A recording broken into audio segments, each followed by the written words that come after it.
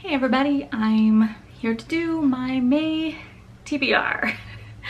I haven't really picked up any books this year, so this is me trying to read. It was one of my goals for this quarter, and I was busy with camp last month, so this month I'm trying to make up for it. I have 7 books on my TBR, which sounds like a lot for me, but I'm gonna try my best. First one is The Outsiders by S.E. Hinton, because this is one of my favorite books and I generally reread it every year, and I thought it would be a nice way to get me into reading this year, to go over something that I know, that I love, and it's relatively short. So this is a modern classic. Most American students end up reading it in junior high, I believe, but I don't know, it's just one of my favorites, so I'm looking forward to rereading it and annotating it, because I kind of started the last time I did and I made a bunch of notes, but I'm actually going to annotate in this copy since I have a few other copies. So this one I won't mind so much if I if I mark in it. Book number 2 is 3 Sides of a Heart.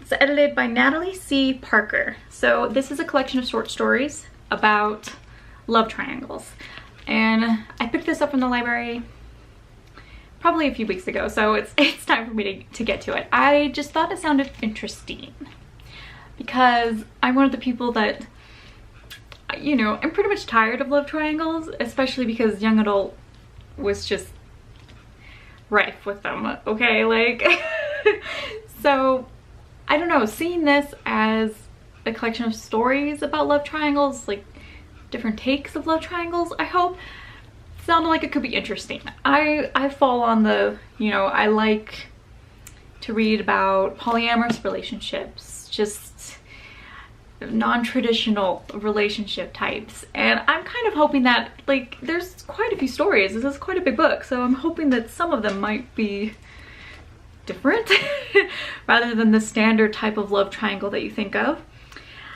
There are a lot of authors. I don't know if it actually says how many there are.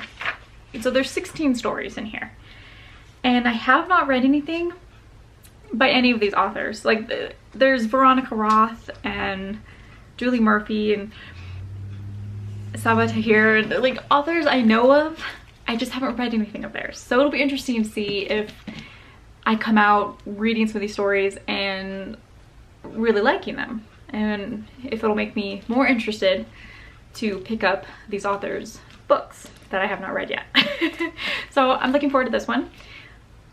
It's big, but I'm thinking because it's short stories, I can take them in manageable chunks. When I took a look, it seemed like they were all about 20 pages long, so that seems doable to me. I hope. Book number 3 is Ultraviolet by, I can't read it because the library sticker covers it up. Let's see, R.J. Anderson. R.J. Anderson.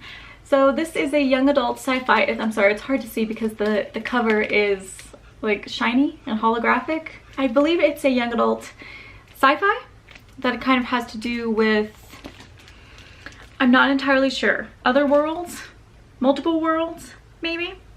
I was really interested because I hadn't heard of it, but when I flipped it open to the synopsis on the front cover, it's really hard to see. There's a few terms in like that holographic purple that makes it really hard to read, but one of them says synesthesia, which that's the, here, I literally cannot read it, but it's basically when one of your senses usually triggers another sense, like they overlap. So you might see sounds and taste colors and things like that. It's really interesting, and one of my characters that I wrote about in my story has synesthesia, but he's also empathic, so his empathic psychic abilities go hand in hand with his synesthesia. So I thought it was really interesting because I have not read another story where a character has synesthesia, and I think I saw the other one was like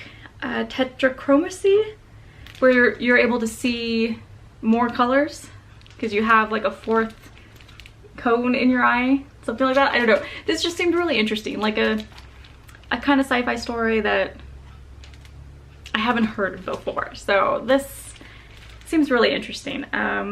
It's a 16-year-old Allison wakes up in a mental institution. As she pieces her memory back together, she realizes she's confessed to murdering Tori Beaugrand, the most perfect girl at school. But the case is a mystery. Tori's body has not been found, and Allison can't explain what happened. One minute she was fighting with Tori, the next moment Tori disintegrated into nothing. But that's impossible. No one is capable of making someone vanish, right? Allison must be losing her mind, like her mother always feared she would. For years, Allison has tried to keep her weird sensory abilities a secret. No one ever understood, until a mysterious visiting scientist takes an interest in Allison's case. Suddenly, Allison discovers that the world is wrong about her, and that she's capable of far more than anyone else would believe. So, I don't know, I thought it sounded interesting. I'm gonna give it a shot. It's not a very long one, and I did see that my library had the second book, and I don't know if that's the complete series or if there's more, but that makes me interested to know that there's another book in the series, so I'm gonna read it. Book 4 is Autobiography by Christina Lauren. This has been going around BookTube, I'm pretty sure, or at least book reviews. I haven't really seen many book reviews of it though, but a couple people that I follow have really enjoyed this, so I'm looking forward to it, and it just sounds really interesting. Let me see. 3 years ago, Tanner Scott's family relocated from California to Utah, a move that nudged the bisexual teen temporarily back into the closet. Now, with 1 semester of high school to go, and no obstacles between him and out-of-state college freedom, Tanner plans to coast through the remaining classes and clear out of Utah. But when his best friend Autumn dares him to take Provo High's prestigious seminar, where honor roll students diligently toil to draft a book in a semester, Tanner can't resist defying his better judgment and having a go, if only to prove Autumn how silly the whole thing is. Writing a book in 4 months sounds simple. 4 months is an eternity. It turns out Tanner is only partly right. 4 months is a long time. After all, it takes only 1 second for him to notice Sebastian Brother, the Mormon prodigy who sold his own seminar novel the year before and who now mentors the class. And it takes less than a month for Tanner to fall completely in love with him. Ah, that sounds really good. It sounds like this is gonna be one of those kind of cute, fluffy contemporary reads, and I haven't read something like that in a long time, so this sounds right up my alley. Book 5 is Brightly Berline by Alexa Dunn. I just got this in the mail like 2 days ago. It came out on May 1st, so I was really excited. I'm hoping I can get to it this month because it's quite a few books for me, so I am still hoping to read this, but I do own it, so this is not something I borrowed from the library. So I know that if I don't get to it this month, I can read it next month. I really want to read it. It's Jane Eyre in space, and Jane Eyre is one of my favorite classics by the Bronte sisters, so I love it. This sounds super interesting. I don't know if most people are familiar with the story of Jane Eyre, but Jane Eyre in space, adapted for sci-fi. So this is kind of like the second sci-fi I have for the month, but it's a different sci-fi. A classical adaptation with the mystery and a little bit of suspense. And the original Jane Eyre had some kind of like spookiness, almost supernatural-ish, but I don't know how that's going to translate to this, but I'm super interested to find out. Again, it's kind of a big book, normal length, but I'm hoping I can get to it. It's so beautiful and it's really soft. I feel like I'm gonna get fingerprints on it and I feel really bad. But Jane Eyre's face, love it. Book 6 is Emergency Contact by Mary H.K. Choi. So I've just been hearing so much about this entire year, like waiting for this book to come out, and the cover is just, I love this cover. It's so pretty. I love it. I love it. So this says, for Penny Lee, high school was a total non-event. Her friends were okay, her grades were fine, and while she'd somehow landed a boyfriend, They never managed to know much about each other. Now Penny is heading to college in Austin, Texas, to learn how to become a writer. It's 79 miles and a zillion light years away from everything she can't wait to leave behind. Sam's stuck. Literally, figuratively, emotionally, financially. He works at a cafe and sleeps there too, on a mattress on the floor of an empty storage room upstairs. He knows that this is the god-awful chapter of his life that will serve as inspiration when he's a famous movie director. But right this second, the 17 bucks in his checking account and his dying laptop are really testing him.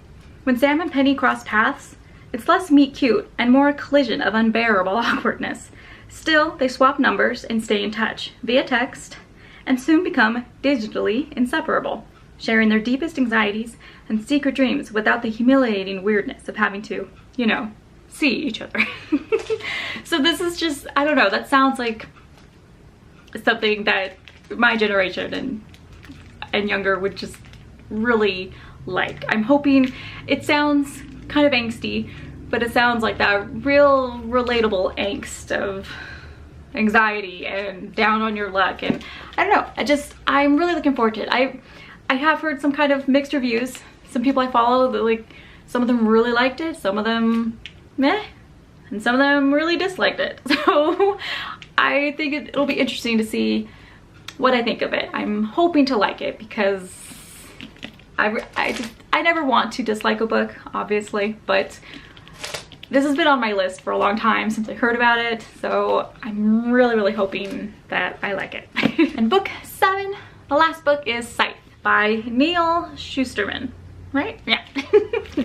So this has been going around BookTube for a long time, especially because the second book just came out. I don't remember what the title of the second book is. So this is like a dystopian series with reapers, which I feel like books with reapers were kind of popular a few years ago, but I really only read or heard of a couple series that had to do with reapers, and I thought that was still such an interesting concept if explored. And so I'm really excited to see this in kind of a new world.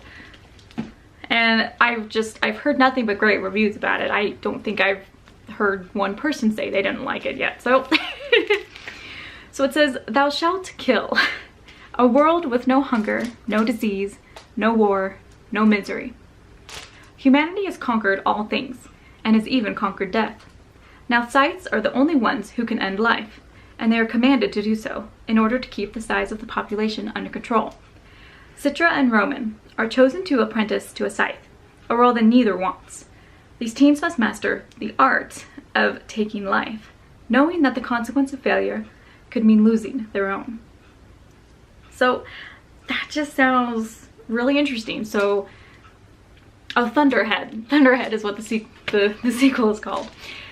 So it's interesting that Thunderhead chooses who lives, who dies, and the people are given the job, basically, to reap them. I think it's called gleaning in the series. So that just sounds like something that's really interesting, and I haven't read anything about reapers for a long time, so I'm really interested to see what this book does with it in this kind of dystopian, almost utopian world. And that's it. So here are the 7 books that I will be trying to read in May. I don't know that this is all gonna happen, but I'm gonna try my best. And I will be vlogging as I read throughout the month, so that I will just be doing a vlog style wrap up at the end of the month, and we'll see how far I've gotten, and whatever I don't read this month will just roll over into June's TBR. I'm okay with that. So thanks for watching, everybody. If you have read any of these books, please comment down below, let me know what you thought of them. Also, if you have your own May TBR going on, let me know what you plan on reading, because I love swapping book recs, and especially by the end of the month to figure out which one of these I would actually recommend to people. I will see you all in my next video in a few days. Please give this a thumbs up if you enjoyed it. I'll see you next time. Bye.